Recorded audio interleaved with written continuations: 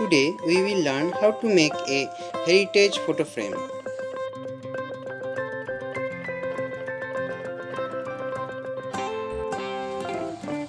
Draw the design as shown in the paper and also in the OHP sheet. Now cut the design as shown in the video.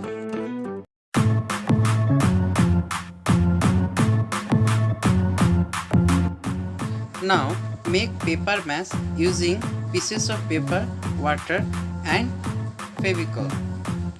Soak the paper overnight and after that take it out from water and add some FEVICOL to it to make a lump like a clay.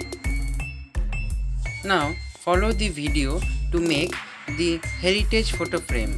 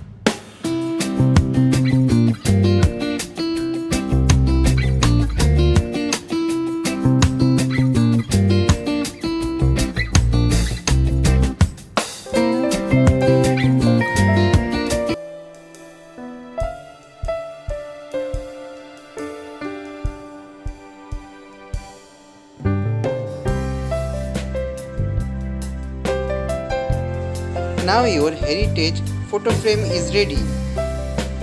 Put your favorite photo inside it and enjoy.